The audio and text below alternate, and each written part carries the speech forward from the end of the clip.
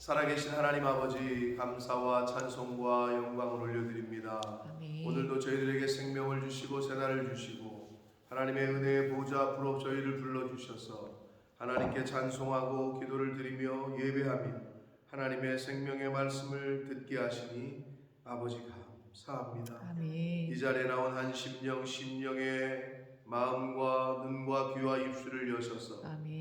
이 시간 하나님의 말씀을 들을 때 아멘으로 화답하게 하시고 아멘. 눈으로 보고 귀로 듣고 마음으로 받는 시간 되도록 성령 하나님께서 이 시간을 주장하여 주옵소서. 아멘. 예수 그리스도 이름으로 축복하며 기도 올리옵나이다. 아멘. 아멘. 자, 오늘 5장의 말씀입니다. 자, 근데 5장 1절은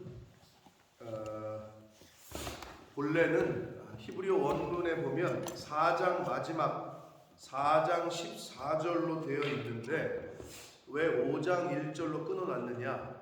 구약성경을 신약성경으로 번역한 70인역이라고 하는데 구약성경을 신약성경 헬라어로 번역을 하면서 이 70인역이 이렇게 분류를 했어요.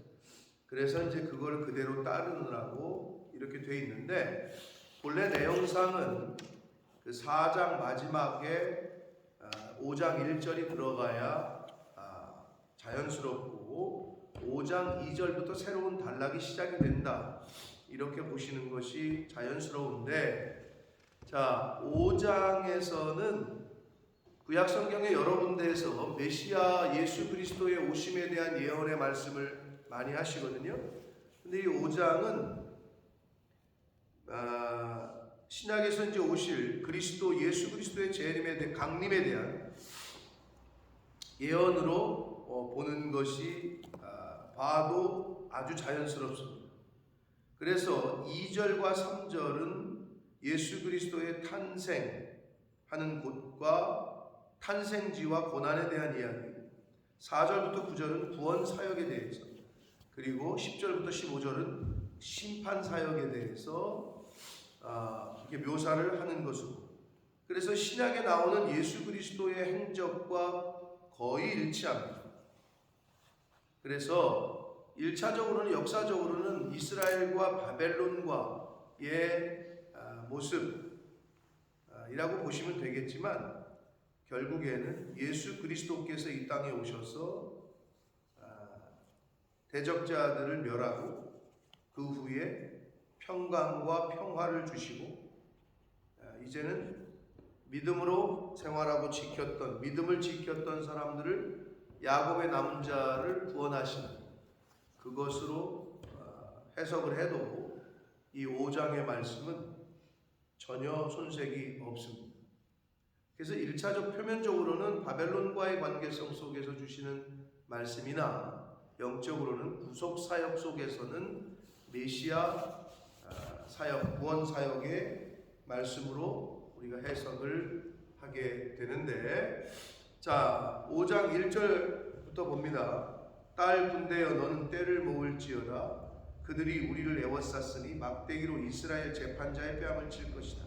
이 말씀은 바벨론에 의해 포위되고 이제 예루살렘이 함락되고 그 과정에서 모욕을 당할 것을 이스라엘 재판자의 뺨을 친다. 뺨을 맞는다는 건 예나 지금이나 약간 모욕적이죠. 그 이스라엘이 그렇게 모욕을 당할 거다라는 말씀을 하신 거고 이제 이 부분이 사실은 4장 14절로 되어 있는데 5장 1절로 이렇게 나눠놨는데 5장 2절부터가 이제 새로운 단락이 시작됩니다. 베들레헴에서 다스릴 자가 나온다는 거예요. 예수님의 고향이죠. 자, 베들레헴 에브라다야 너는 유다 족속 중에서 작을지라도 이스라엘을 다스릴 자가 통치자가 네게서 네게로 나올 것이라. 그의 근본은 상고의 영원에 있다. 그래서 예수 그리스도의 오시는 이 땅에 오시는 장소적 배경이 베들레헴이고 시간적 배경이라고 할 수 있는 것이 상고, 영원, 이게 바로 메시아의 시간적 배경을 의미해요. 태초부터 하나님과 함께 계셨던 성자 예수 그리스도께서 영원이라는 이름에 걸맞는 예수 그리스도께서 시간과 공간의 제약을 받지 않으시는 그 예수께서 이 땅에 오신다는 거예요. 그러니까 구원자가 올 거라는 거죠. 그래서 1차적으로 이 말을 들었던 이스라엘 사람들은 바벨론의 포로에서 이제 우리를 구원할 자가 오신다 이렇게 들었을 거고, 오늘을 기점으로 우리가 이 성경을 볼 때에는 이미 미가 선지자 이후로 예수 그리스도께서 이 땅에 초림하실 때, 이제 성탄절이 곧 가까우는데 까지의 시간적 간격은 700년입니다. 700년 이후에 오실 메시아에 대한 예언을 이렇게 하시고 있습니다. 3절 보시면, 그러므로 여인이 해산하기까지, 자 어제도 말씀드렸어요. 여인의 해산의 고통에 비유한 게 뭐예요? 이스라엘이 그런 고통을 당한다는 거예요. 바벨론에 멸망당하고 죽고 포로로 끌려가서 이거를 여인의 해산의 고통에 비유한 거죠. 즉 인간이 느낄 수 있는 가장 최고의 고통으로 비유를 했어요. 그때까지 그들을 붙여두시겠고 그 후에는 그의 형제 가운데서 남은 자가 이스라엘 자손에게 돌아올 것이다. 그들을 붙여두신다, 이 말은 붙인다는 표현이 조금 해석에 와닿지 않는데, 원문을 보면 방치해 두신다 이런 말이에요. 즉 바벨론에서 포로 생활할 때까지 방치해 두겠다는 거죠. 기억나세요? 그럼 바벨론 포로 생활 몇 년이죠? 예레미야에서 몇 년 동안 있을 거라 그랬어요? 70년이에요. 자, 일제치하 우리 46년인가? 36년. 네. 일제치하 36년. 그것도 치를 떠는데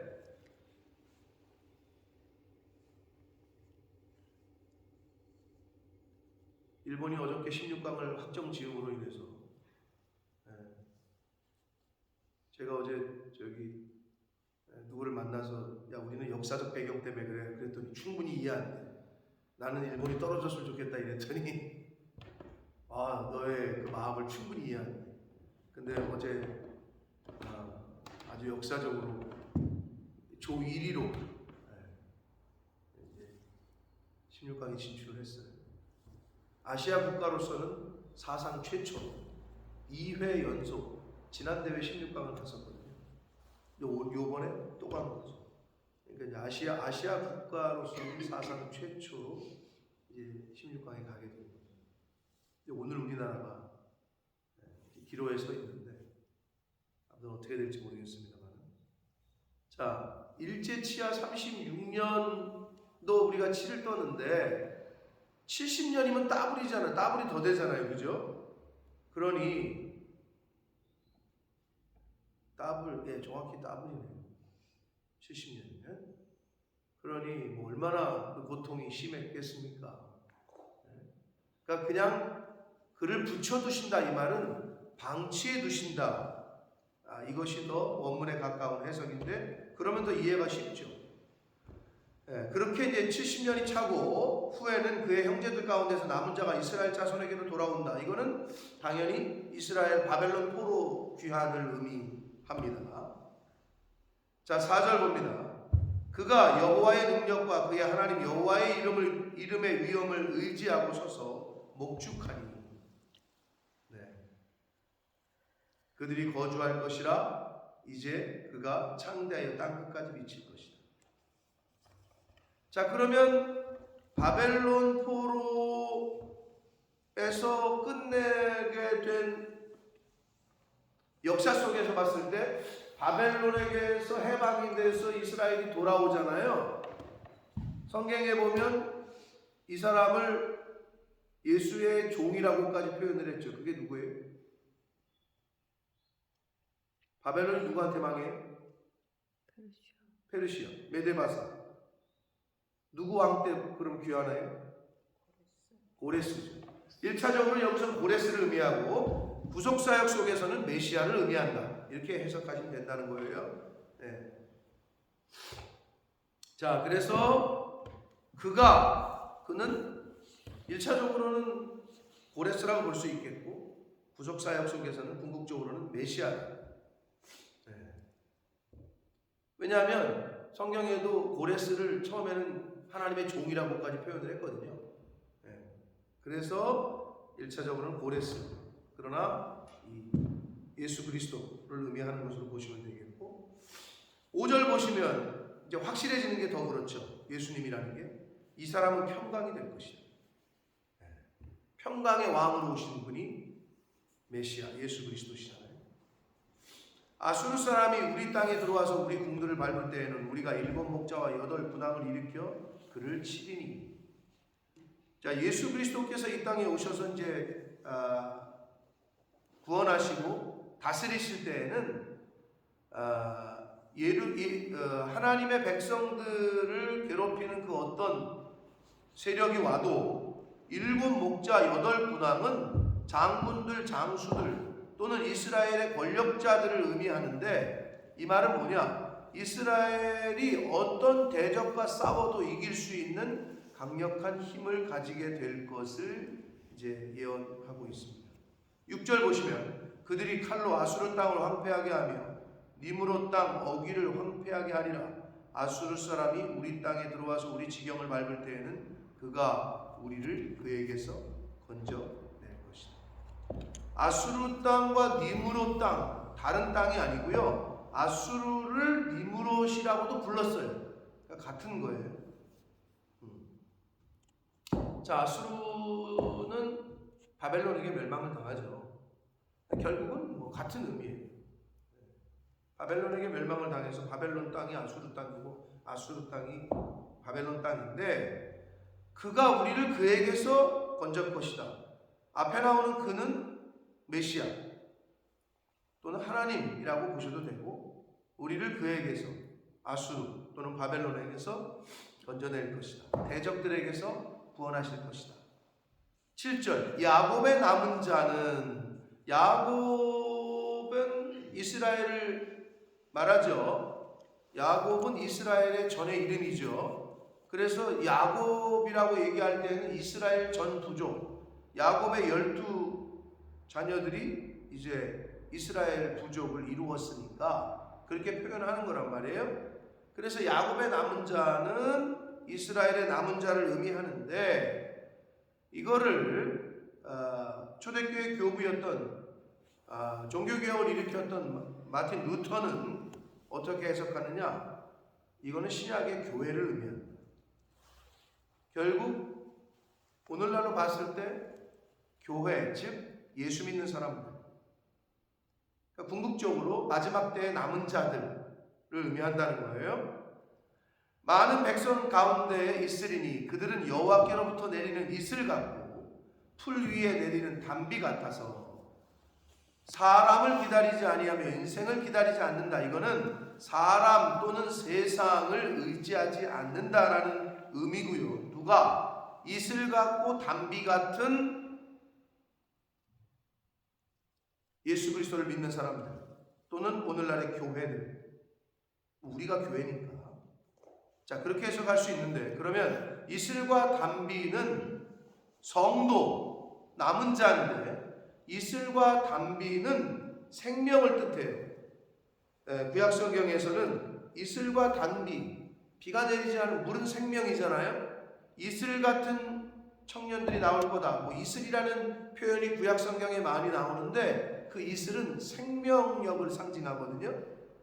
단비도 마찬가지고, 그러면 성도, 남은 자는 이슬 단비, 즉 세상에 생명을 공급하는 자가 되어야 된다는 거예요. 우리를 보고 이슬 같고 단비 같대. 그건 우리가 이 세상에 믿지 않는 영혼들에게 생명을 공급해 줘야 되는 자가 성도다 라고 우리가 볼 수 있습니다. 8절 봅니다. 야곱의 남은 자, 다시 한번 나오는데, 야곱의 남은 자는 여러 나라 가운데와 많은 백성 가운데 있으리니 그들은 수풀의 짐승들 중에 사자 같고 양떼 중에 젊은 사자 같아서 만일 그가 지나간즉 밟고 찢으리니 능히 구원할 자가 없을 것이다. 결국 하나님을 철저하게 믿고 믿음을 버리지 아니하고 신뢰하고 한 하나님에게 남은 자로 선택되는 그 사람들은 궁극적으로 승리한다는 거예요. 즉 교회 공동체가 강하고 위대한 공동체가 될 것이다. 예수 그리스도를 머리로 모신 주님의 몸된 교회는 이 마지막 때에 결국 승리할 것이고 누가 남은 자가 아주 강하고 위대한 공동체가 될 것이다. 이러한 말씀을 비유적으로 해주시고 있습니다. 9절 내 손이 내 대적들 위에 들려서 내 모든 원수를 진멸하기를 바란다. 종말론적인 궁극적인 승리를 예언하시고 있습니다. 자, 10절부터 15절까지에서는 마지막 심판에 대한 말씀을 하시고 예수 믿는 사람들, 즉 당시의 선민들, 이스라엘 백성들을 하나님이 이제 심판하실 때 알곡과 쭉정이를 이제 구별하시잖아요. 정화시키신다. 이런 표현이 맞을 정도의 표현들이 10절부터 15절까지 나오는데 보시면 10절 여호와께서 이르시되 그날에 이르러는 예수 그리스도의 마지막 심판의 날이겠죠. 또는 역사적으로는 이제 고레스에 의한 하나님의 이제 귀한 이제 심판의 날이죠. 그때 이르러서는 내가 내 군마를 내 가운데에서 멸절하며 내 병거를 부수며 이런 표현이 나와요.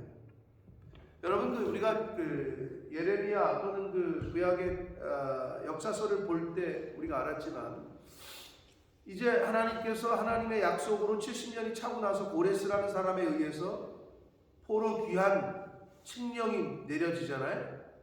그래서 하나님이 예비하신 에스라라든지 느헤미야라든지 수룹바벨이라든지 이런 사람들을 막 보내서 그들의 인도하에 1차, 2차, 3차 귀환이 이루어지잖아요. 기억나실 텐데. 자, 그런데 그때 질문, 잡혀갔던 모든 포로가 다 돌아왔습니까? 아니에요. 하나님이 이제 하나님의 프로세스 상에서 구원 사역 속에서 이제 돌아가라 했는데 바벨론에 70년 동안 살다 보니 우리도 비슷하죠. 일본에 끌려갔어, 징용으로. 근데 거기서 자리 잡고 살아. 집도 있고 뭐도 있고 이제 나름 자리를 잡았네. 근데 한국 갈래니 여러 가지 사정에 의해서 남아있는 분들이 있잖아요. 비슷하게 바벨론의 포로로 끌려갔다가 이제 고국으로 돌아가면 되는데 안 돌아가고 남은 사람이 있다니까. 우리가 생각할 때는 당연히 갔어야 되는 거 아닌가 이런 생각하지만 잘 생각해 보세요. 70년의 시간을 거치면서 거기에 세틀다운 했다고. 그러니까 거기가 좋은 거야. 나름 이제 다 정착을 했어. 근데 내가 왜 돌아가? 이렇게 되는 거죠. 여러분 세상에 너무 믿는 사람이 세상에 세틀다운 하잖아요. 그럼 돌아오기가 쉽지 않아요. 너무 멀리 왔나요? 주께로 돌아가기에. 너무 세상에 이렇게 완전히 정착해서 살잖아요. 그러면 이쪽으로 돌아가기가 굉장히 어려워요. 예나 지금이나 사실 똑같아요. 그게 바벨론 포로 귀환에서 우리가 교훈받을 수 있는 거예요. 자, 그런 의미에서 마지막 날에 이르러서 그날에 이르러는 내가 내 군마, 그 다음에 병거, 견고한 성. 그러니까 여기서 말하는 군마와 병거와 견고한 성은 이스라엘 백성들이 하나님보다 더 의지했던 거예요. 하나님보다 더 의지했던 군마, 병거, 견고한 성. 오늘로 말하면 명예, 권력, 돈, 재물 이런 걸 말하겠죠. 쉽게 버릴 수 없는 기득권. 내가 이거 지금 다 버리고 내가 이거는 못하겠는데. 그 기득권, 이런 것들, 재물, 권력, 명예 이런 것들을 하나님이 어떻게 하시겠대요? 다 무너뜨리겠대요. 그렇게 말씀하시는 거예요. 내 가운데서 멸절하며 성읍들을 멸하며 견고한 성을 무너뜨릴 것이다.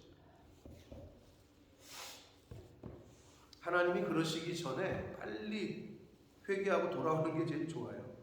버릴 거 버리고 12절 내가 또 복수를 내 손에서 끊으리니 내게 다시는 점쟁이가 없게 될 것이다. 제가 며칠 전에도 말씀드렸어요. 이스라엘 백성이 누구야? 하나님이 선택하신 하나님의 백성이야. 그럼 하나님만을 섬겨야 되는데 복술과 점쟁이라는 얘기가 왜 나오냐? 우상 숭배했거든. 다른 나라에서 들어온 그런 것들이 눈에 보여 좋으니까, 그리고 또 자기들의 좋은 대로 그런 것들을 막 했단 말이에요. 자, 오늘날 대한민국에 교회 다니는 사람 중에 점치는 사람 있게 없게요? 뭐 재미건 뭐건 교회 다니는 사람인데 이산 날짜, 뭐 손 없는 날, 도대체 손이 없는 날이라는 게 뭔지 모르겠지만 그게 뭐 얘기 들어보니까 뭐 귀신이 틈타지 않는 날이라고 하던데, 그런 날을 받아가지고 이사를 한다. 도대체 색깔이 뭐예요? 흰색이에요? 검은색이에요? 흰옷 입은 사람이야? 그렇지 않은 사람이야? 헷갈리는 거예요. 이 당시에도 있었다고. 그러니까 하나님이 뭐라 그러세요? 복수를 내 손에서 끊을 것이고 점쟁이는 없앨 것이다. 그러니까 이거는 저는 우리 집은 그런 거 안 해요 이러잖아요. 그 얘기가 아니고 하나님만을 향한 순수한 신앙에 혼합되어 있는 요소들. 내 안에 나는 점 안 쳐요. 나는 우리 집에 우상 같은 거 없어요. 금송아지 이런 거 신상 없지. 그런 거 눈에 보이는 그런 거 말고 눈에 보이지 않는 내 마음 속에, 내 이 속에, 이 정신 속에 있는 하나님이 우선이 돼야 되고 교회가 우선이 돼야 되는데 그것이 안 되게 하는 그런 요소들을 말합니다. 그게 복술이고 점쟁이. 섞여 있는 것들, 혼합되어 있는 것들, 그런 것들을 말하는 거죠.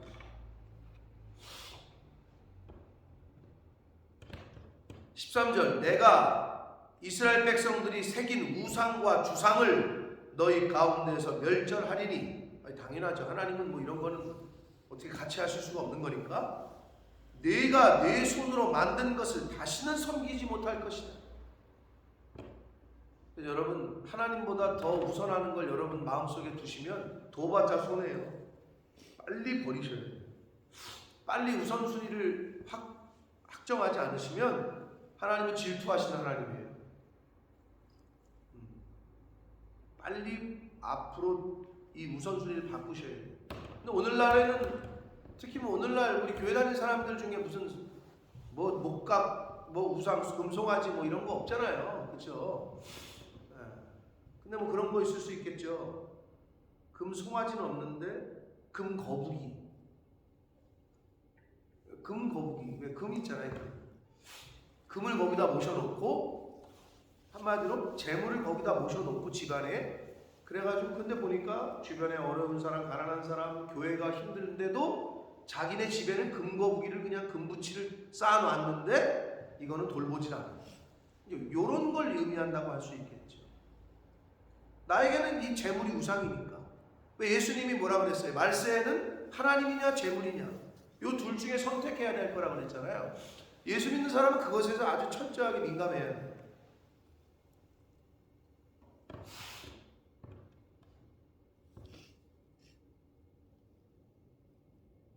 제 아내가 여기 있으니까 거짓말 하는 게 아니니까. 제가 이제 뭐 이렇게 할 때 12월이잖아요. 이번 아직 첫째 주가 안 됐잖아요. 근데 저는 12월 한 달 동안에 하나님께 드릴 헌금을 미리 다 봉투에 다 넣어놨단 말이에요. 11조부터 한 주 감사헌금, 찬양헌금, 건축헌금, 선교헌금, 부재헌금 이거를 매주 드릴 거를 다 이미 끝났어. 이제 그러고 나서 우리가 뭐 먹으러 가든지 뭐 써야 돼. 없으면 못 쓰는 거죠. 그게 제 마음이에요. 그러니까 여러분은 어떠냐는 거지. 하나님 모실 때 하나님이 첫 번째라고 느끼시게끔 하셔야 돼요. 안 되잖아요? 하나님이 정리하신다니까. 그거를 다 빼앗으신다니까. 여기 그 말씀을 하시는 거예요. 당시에처럼 우리는 우상을 만들고 형상을 만들고 그런 거 안 해요. 요즘은 없죠.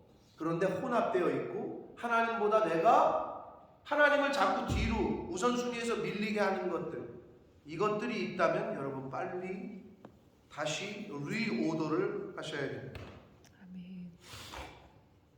14절 봅니다. 내가 또 내 아세라 목상, 바알의 어머니죠. 아세라는, 또는 아내로 여겨지는 그 목상 아세라 목상을 이방 사람들이 와서 이제 그 이스라엘이 그걸 받아들이 수입한 거지. 수입된 종교죠. 한마디로 너희 가운데에서 빼버리고 내 성읍들을 멸할 것이다.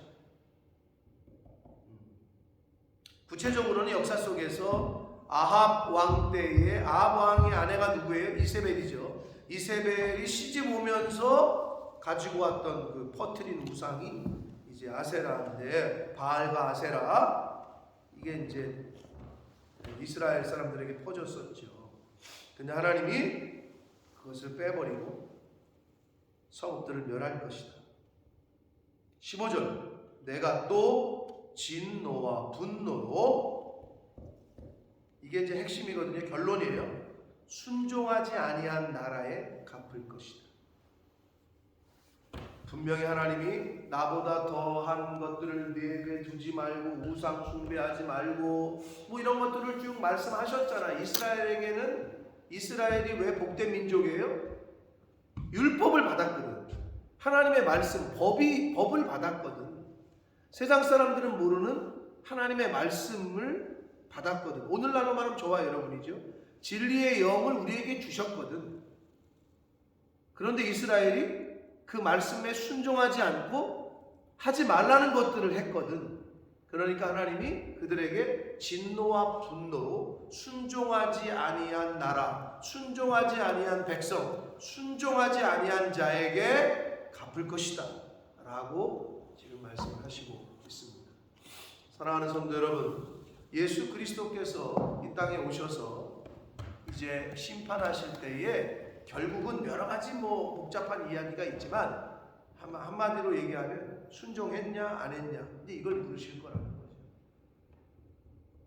근데 이제 뭐에 대한 순종이고 뭐에 대한 불순종인지를 우리가 성경을 통해서 배우고 말씀을 듣고 하루하루 이제 알아나가는 거예요. 왜? 알아야 순종하니까, 배워야 순종할 수 있으니까. 여러분 모르면 순종할 수 없어요. 아니 모르는데 어떻게 해요? 그러니까 배우고 듣고 읽고 하는 게 중요한 거죠. 15절이 그래서 결국은 우상 숭배하지 말라 그랬죠. 십계명에도 가난한 자 돌보라고 했죠. 하나님만 의지하라고 했죠. 군마와 병거와 견고한 성 의지하지 말라고 했죠.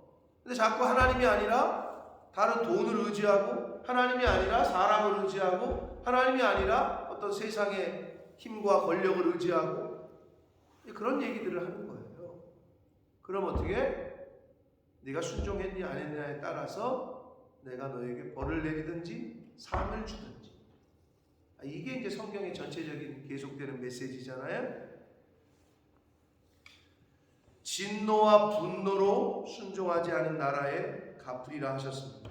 바라기는 오늘 하루 우리에게 생명을 주셨는데 주신 말씀에 순종하는 저와 여러분 되시기를 축복합니다. 네. 그리고 저와 여러분이 속한 가정과 우리 교회 공동체가 하나님의 영에, 하나님의 말씀에 순종하는 교회, 가정, 개인이 되셔서 하나님의 그 심판의 날을, 시험 보는 날을 누가 기다린다고요? 열심히 평소에 준비하고 시험 공부를 열심히 잘한 학생은 시험을 보고 싶어요. 다 경험들이 있으시겠지만. 그러나 시험 날짜가 언젠지도 모르고 선생님이 언제까지 준비하라고 했는데 신경 안 쓰고 놀던 사람은 당황스러워요. 야, 오늘이 시험이야? 이렇게 이제 와서 당황하죠. 하나님의 그 심판의 날이 임하면 내가 당황할 거냐? 당황은 누가 하냐? 준비하는 사람은 당황하죠. 준비된 자는 당황하지 않죠. 기쁨으로 나아가서 신랑을 맞이하죠. 왜? 준비하고 있었으니까.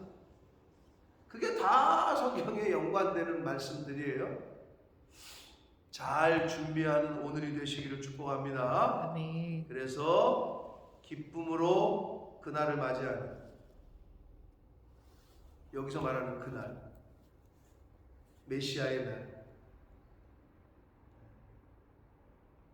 하나님을 만나는 날이 당황하거나 놀랍거나 아니면 싫은 날이 아니라 감사와 기쁨과 축제의 날이 될 수 있도록 하루하루를 그것을 잘 준비해 나가는 저와 여러분의 그러한 삶이 되기를 예수 그리스도 이름으로 축복합니다. 아멘. 살아계신 하나님 아버지, 감사와 찬송과 영광을 올려드립니다. 오늘 저희들에게 생명을 주시고 또 건강을 주셔서 또 저희들의 발걸음을 아버지의 집으로 옮겨주셔서 하나님 아버지 앞에 나와 기도를 드리며 마음을 토해내며 말씀을 들으며 하루를 시작하게 해주시니 하나님 감사합니다. 아멘. 아버지 하나님, 오늘 주신 말씀 가슴에 잘 새기고 예수님 오시는 그날을, 저희를 부르시는 그날을, 이 세상 떠나는 그날을 잘 준비하고 예비하는 지혜로운 다섯 처녀와 같은 그러한 하루를, 그러한 인생을 사는 저희들 되게 하여 주옵소서. 아멘. 아버지, 순종하지 아니한 나라, 순종하지 아니한 가정과 교회와 개인들은 하나님의 진노와 분노의 심판을 받을 것이다 말씀하셨습니다. 그날이 두려움의 날, 공포의 날, 당황하는 날이 되겠지만 미리 예비하고 준비하고 대비한 그러한 하나님의 자녀들, 야곱의 남은 자들, 성도들에게는 기쁨의 날이요, 감사의 날이요, 축복의 날이 될 줄 믿사오니 바로 저희들에게, 저에게, 이 자리에 있는 하나님의 자녀들에게 바로 그날이 그런 축복의 날, 상급의 날 될 수 있도록 주여 은혜 내려 주옵소서. 아멘. 예수 그리스도 이름으로 축복하며 기도 올리옵나이다. 아멘.